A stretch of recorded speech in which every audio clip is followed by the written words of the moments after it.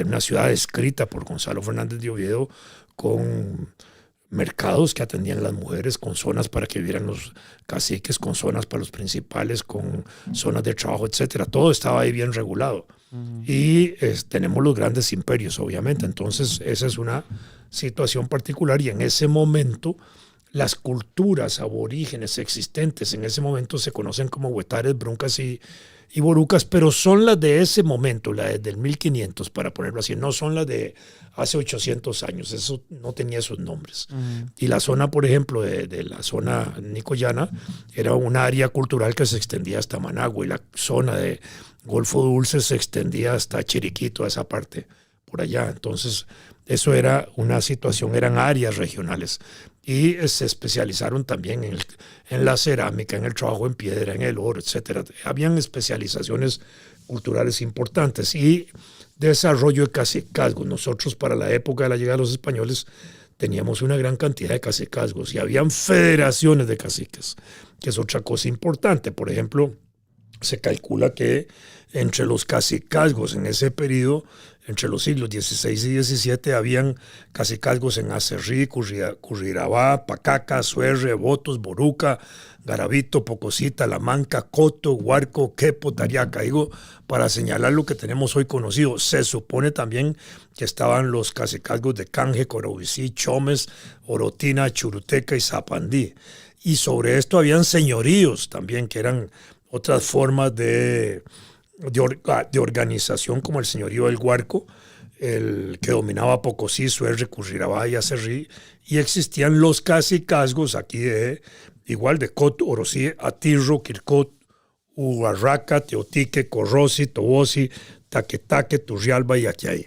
Esto para señalar que era una región que hoy la conocemos, la tenemos así descrita, porque esto viene también de las descripciones que los propios gobernadores coloniales y los digamos, conquistadores en su paso por ir dominando iban haciendo una especie de diario, digamos, de ruta, y entonces iban contando toda su situación, de manera que en ese sentido es que tenemos un conocimiento de esto y un país poblado, para empezar así. Cuando Colón llega a Costa Rica en 1502, haciendo su cuarto viaje de Honduras hasta Panamá, describe la costa atlántica nuestra de manera muy bella, o la costa Caribe, siempre le hemos dicho Atlántico, pero es la costa Caribe. Describe muy bella las comunidades indígenas de ahí como comunidades amistosas que los recibieron amistosamente, comunidades donde la gente vivía en ranchos de más de 100 personas, donde podían haber varios grupos familiares.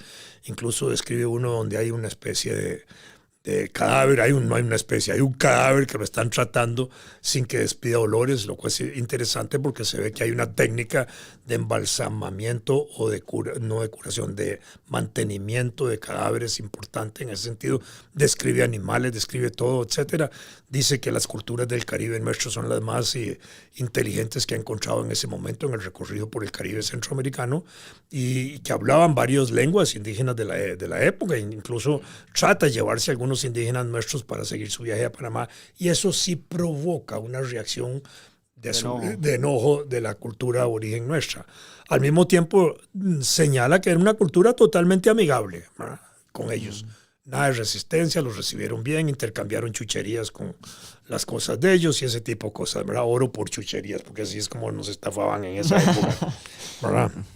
Entonces, ahí tenemos eso, que es un primer momento importante. A partir de allí se establece un proceso de presencia de España en América que tiene para mí el carácter de un modelo de violencia que se impone por la apropiación de las tierras que se hacen. Los españoles llegan aquí y dicen: estas tierras son nuestras a partir de ahora, y con las tierras estaban apropiándose de la riqueza de las tierras y de todo lo que había en ella, hombres y animales.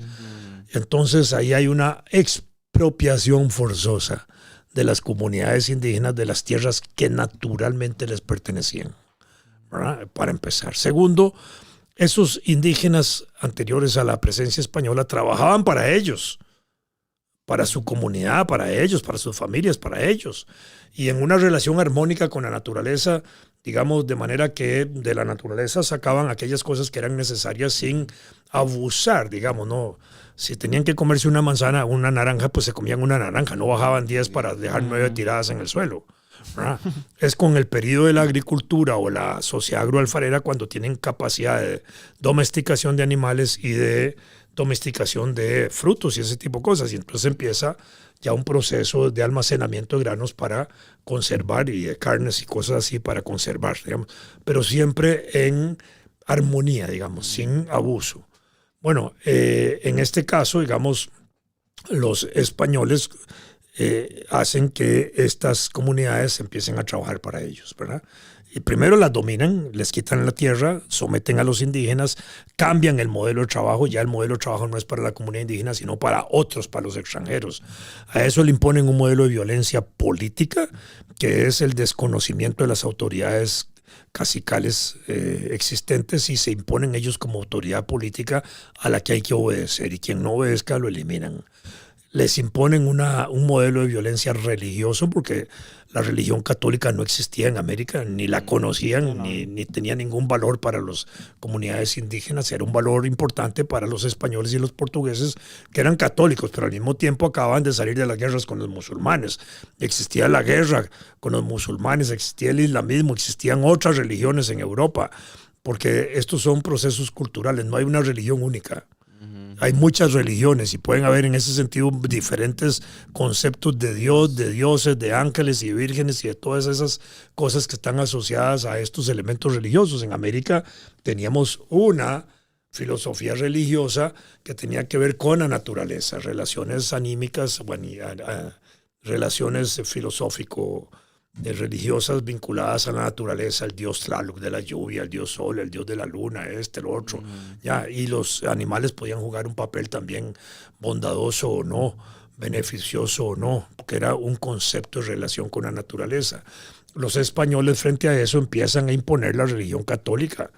La religión católica se impone en América, es una cosa exótica, para decirlo así, desde el punto de vista del lenguaje biológico. Se impone como una cosa novedosa en América, y quien no acepta la religión católica también lo eliminan. Y entonces viene el bautizo, la evangelización, todo el proceso de educación religiosa. Después de 500 años de dominación, de aquí la gente piensa que esto es como el ADN nuestro, viene con el ADN nuestro. No. Por un momento la gente que nos oye debe pensar, si hubieran llegado los musulmanes, ¿qué seríamos hoy? ¿Islámicos? Sí, correcto. Totalmente. No habría nada de catolicismo. Y probablemente no habrían las iglesias que tenemos ahora. Habrían... Sí, si hubiesen llegado los ingleses seríamos más protestantes. Exactamente, así es. Esto para entender y para que nadie se ande peleando por cuál religión es la más verdadera o la menos verdadera, ¿verdad? Al final de cuentas, de pronto adorar el agua, el río, el mar, son elementos también muy bellos de relacionarse con la naturaleza. A eso sumemos la violencia militar, diferencias de medios de guerra, armas. Españoles traían cañones, pólvora, rifles, hierro, espadas, etcétera. Traían unos armazones para el cuerpo, yelmos para la cabeza, protectores para los animales de hierro. Los indígenas nuestros eran pura piedra y palo. Y tenían el caballo, el caballo lo introducen, caballos y vacas las introducen los españoles. Aquí nuestros antiguos ancestros comían venaditos y chancho de monte y tidantas y ese tipo de cosas, ¿verdad? Que eran en abundancia. Y por supuesto, y tepezcuintle, y quizás conejos y todo ese tipo de cosas, pero la vaquita y el caballo, eso fueron introducidos. Pero cuando introducen el caballo y viene un tipo montado a caballo, además viene con armaduras y viene violentamente, para el indígena haber sido un choque emocional enorme, porque para él pudo haber simbolizado una sola pieza, caballo y hombre, ¿no? Tirarle una flecha a un tipo con una coraza y que suene ¡ping! Donde le pegó, y ahí no le pasaba nada, y los otros disparaban y sonaba ¡pam! Y caía uno. Yo siempre le he dicho, solo lo vamos a entender si en vida nos invaden los extraterrestres. Es la única forma de explicarlo. Si estando en vida cae una nave espacial y empiezan a bajar, eso es el único día que vamos a decir, ¡wow! Así es esto. Negociemos. Algo así podría suceder, tienes razón.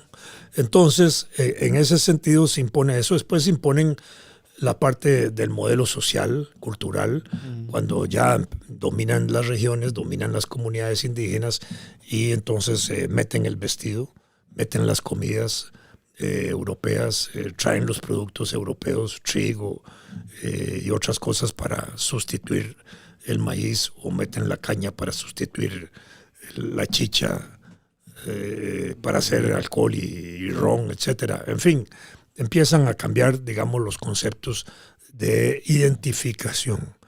Todo eso para identificar al dominado con el dominador, ¿verdad? Y ahí eso, ¿verdad? Y la religión, que jugó un papel muy importante, fue también la razón moral de la conquista. Yo lo conquisto a usted, yo lo someto a usted, usted se identifica conmigo, hablar el idioma mío para que nos entendamos mejor. Los españoles no necesitaban aprenderse 40 dialectos en todo el continente, todos van a aprender el español, sí. Los dominamos, nos identificamos por la lengua, nos identificamos por el vestido, además por la fuerza están totalmente sometidos a mí, etc. Y entonces, frente a ese dominio y esa explotación, yo le ofrezco a usted la salvación en el cielo. Razón moral de la conquista. Entonces, y cambie su Dios. Usted aguante todo lo que quiera, aguante mis sacrificios, o sosténgase, sacrifíquese.